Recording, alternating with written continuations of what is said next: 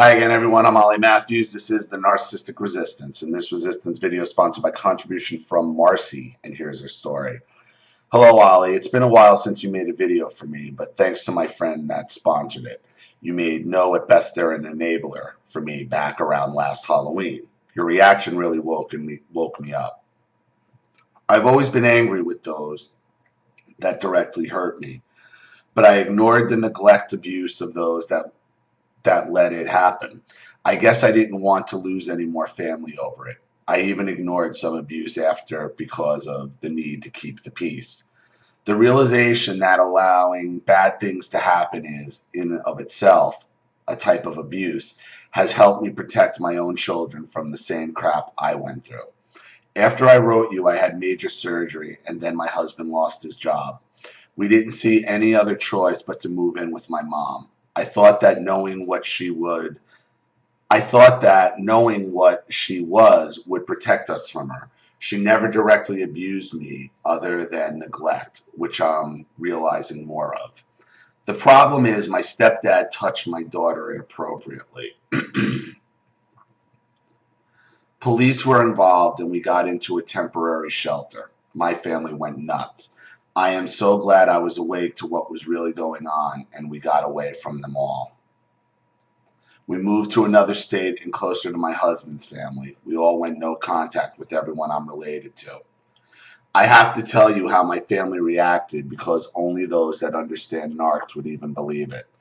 My mom didn't even bring up the subject with her husband and pretended nothing happened. She's angry with me for cutting her out because she never did anything to me and now I do this to her. Wow, your fucking husband molests or whatever, the touching inappropriate, your grandchild. Not surprising. Right there, that should just tell you everything you need to know about the neglect that you were raised under.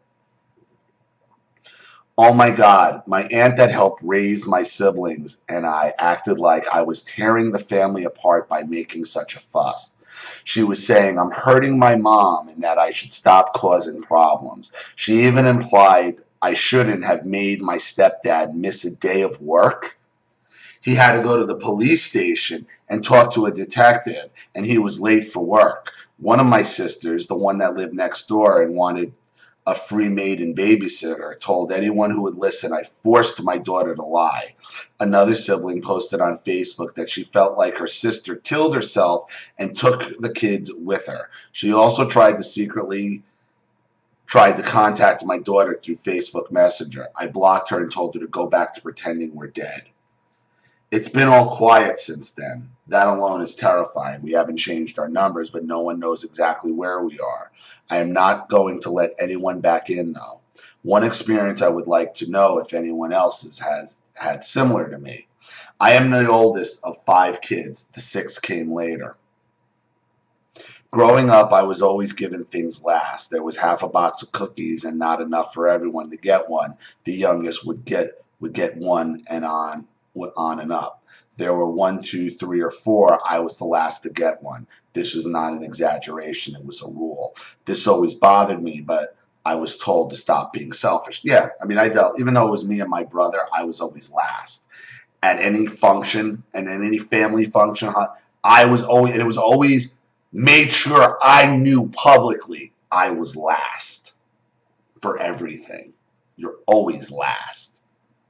Your position in the narcissist family, last. Get used to it. Last place. If there was a spot behind last place, they'd put you in that. My question is how to move forward. You said many times how narc abuse leaves us hollow because any individual is beat out of us at a young age. How do I start the process of finding out who I am outside of being told?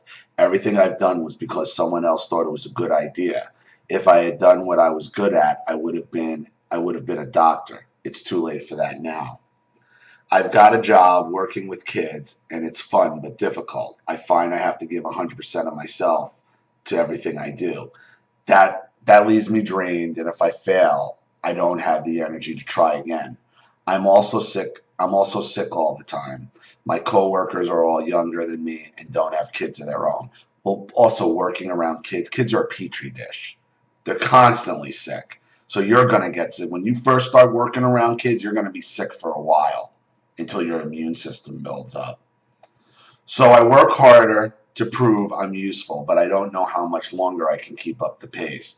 I find I do the same thing at home, though. I give everything I have and can't seem to stop when I'm too sick to move. Anyway, I'm looking forward to your opinion. I hope, Charlene, all the best. Thanks again for all you do, and I hope this isn't too long. Marcy, no, it's not too long at all. Look, Marcy, you know, you're just at the beginning of no contact. So, you know, you're just at the start of figuring out who you are. All right, you are early on. With no contact, you're going to be able to grow emotionally. Just keep trying different things. And if it doesn't make you happy, move on. Look, it's very simple. If you're forcing yourself to do something, then you don't want to be doing it. That's not who you are.